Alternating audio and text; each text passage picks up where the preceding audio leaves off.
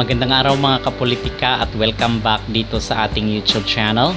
Kung kayo ay bago pa lang ay huwag kalimutang mag-like at mag-subscribe na rin kayo para updated kayo dito sa ating mga latest issue. So mga kapolitika, bigyan natin ng part 2 yung ating napag-usapan recently sa ating previous video na kung saan is pinag-usapan natin yung hindi pagbibigay ng PNVF ng pahintulot na paglaruin yung ating mga national players dito sa kanya-kanyang club team. So napag-usapan na rin natin doon yung reasons ng PNVF na kung saan is kailangan daw puspusan ng training kasi atin palang napag-alaman na magkakaroon ng tune-up game ang Team Alas dito sa Taiwan sa September 9 to 12 na po. So next month. At the same time pupunta daw sa mga regional clubs itong Team Alas para siguro mag-recruit ng mga regional players na kung saan makikitaan lang na merong potential. So ito daw yung gagawin ng Team Alas kasi maging puspusan yung training para sa sunod na SEA Games sa 2025 na kung saan is target na nga naman na magkaroon tayo ng podium finish para sa SEA Games.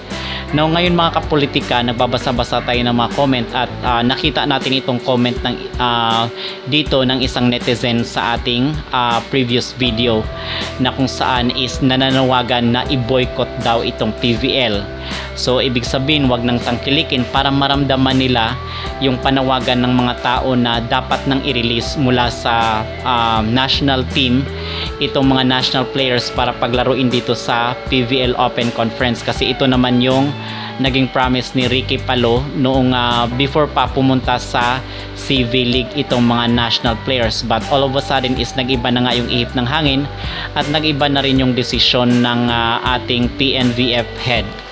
Now ngayon mga kapolitika is nakikita natin dito sa PVL reinforcement na sobrang konti na nga lang yung nagpupunta, and actually isa kasi sa mga sinusubaybayan talaga at sinusuportahan dito bakit pumupunta yung mga tao ay dahil dito kay Lagalansa, dahil dito kay Alaysa Valdez, dahil dito sa Creamline, dahil dito kay Cici Rondina.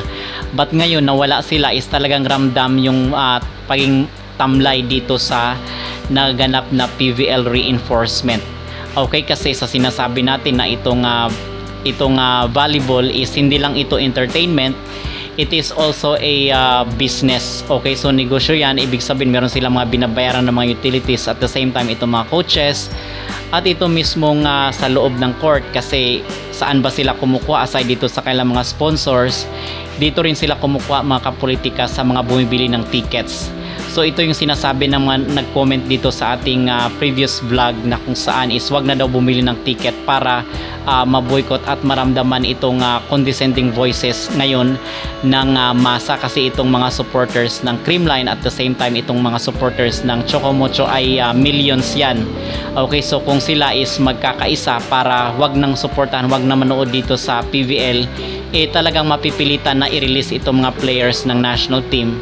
Siguro hindi man ngayon sa PVL Open Conference but in the next future kasi baka sinasabi nila na napupolitika na daw at meron ng money involved. So dapat ito ay paghandaan sa sunod na All Filipino Conference kung talagang paglalaruin itong mga national players dito sa club team kasi even nga sa mga world class na mga players or mga world class na mga teams, even yung mga national teams nila is nakakapaglaro yan mga kapolitika sa kanya-kanyang club team.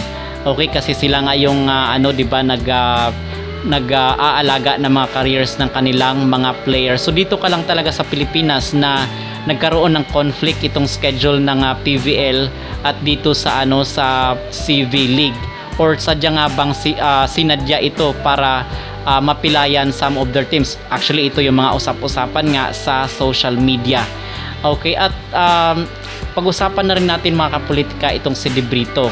Okay, kasi marami nga ang sinisisi, isa sa mga sinisisi dito is itong national coach na si Jorge Debrito kasi sinasabi is napilayan daw itong Ribisco team kasi kinuha yung mga key players nila, but to be fair naman is yung ibang team is kinunan din naman ng mga players.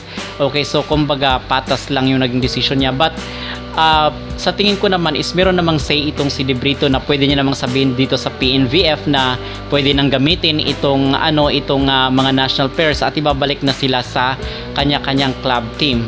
Okay, so bakit natin nasabi na merong say itong si De Brito or pwede siyang magkaroon siya ng control na paglaruin itong mga players? Kasi mga kapolitika, dati nga na hindi pa nanalo itong si De Brito sa mga international podium ay malakas yung kanyang impluensya at kapit dito sa mga heads.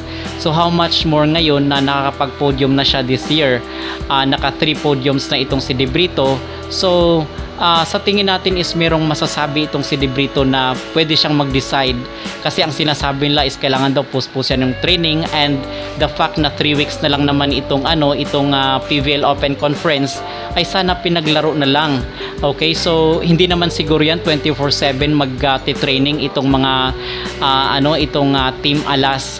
Okay naman yung nila, yung kanilang purpose or kanilang intention na kung saan is makapag-silver at least itong ating at itong meron tayong balita pala mga kapolitika na next year kasi World Championship, di ba, which is dito held yon sa ating bansa. So ang sinasabi daw is makapag-participate daw ang Pilipinas. Okay, so ang ibig sabihin nito is malalakas na team, magkakaroon tayo ng tune-up games doon sa mga malalakas na teams, which is exposure po yun sa ating bansa. Okay, but dito naman ang nakikita naman natin kung maglalaro naman sa club team yung ating Team Alas, ay meron ring exposure yan sa mga international players, especially itong mga imports kasi magagaling yan sila, di ba? So dito is magkakaroon sila ng tip kung paano ba yung technique na talagang world class na paglalaro, kasi itong mga imports is subok na rin yung kanilang mga skills. Some of the teams is hindi nagpe-perform, but merong mga teams talaga na magagaling yung kanilang import. Actually ito ay di ba, way of training na rin dito sa ating national team para makapag-impart ng skills itong mga import sa ating Team Alas. So ganun dapat ang naging desisyon ng ating national team mga kapolitika, na dapat hinayaan na lang na paglaruin itong ating national team sa kanya-kanyang kasi nagbabayad rin naman ng ng mga talent fee itong club team, binabayaran kahit hindi sila naglalaro kasi nga contract yan. Okay, liban na lang dito kasi decision na nga ng FIVB, merong rules and regulation yung FIVB na walang magagawa itong mga club teams pag hiningi ng national coach. Okay, so sa tingin natin mga kapolitika, tama itong suggestion ng isa sa mga nag-comment doon sa ating recent video. And actually meron nga pala tayong balita tungkol dito rin sa PVL, kasi itong si Ran Takahashi, kung sino yung nagsusubaybay sa inyo dito sa mga players ng Japan, itong national players ng Japan, especially itong kanilang men's, ay itong si Ran Takahashi mga kapolitika ay naging ambassador na ngayon or endorser nitong Akari. Okay, so bakit natin ito pinag-uusapan? Kasi itong si Ran Takahashi ay malakas ang hatak sa mga Pilipino. Okay, so pag sinasabing volleyball ng Japan yan, andyan talaga siya yung imahe.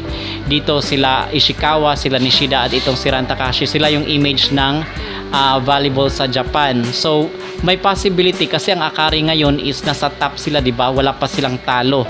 And the probability is sila yung maglalaro sa finals, which is i-invite nila itong si Ran Takahashi. Ito ay sa akin lang, personal na opinion ko lang, sa akin lang po ito.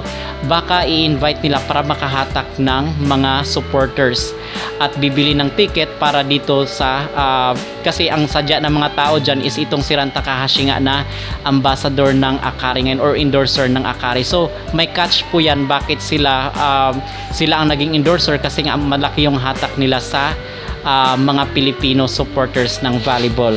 So ganun po yun mga kapolitika.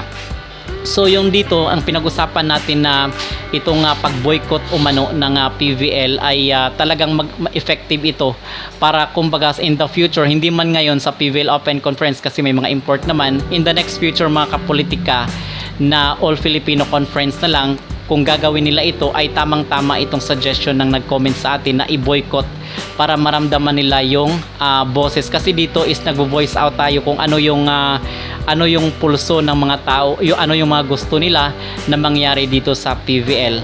Okay, so kayo mga kapolitika, agree ba kayo dito sa naging comment ng isang netizen dito sa social media? Mag-comment down below at huwag kalimutang mag-like at mag-subscribe na rin kayo dito sa ating YouTube channel para updated kayo dito sa ating mga latest issue.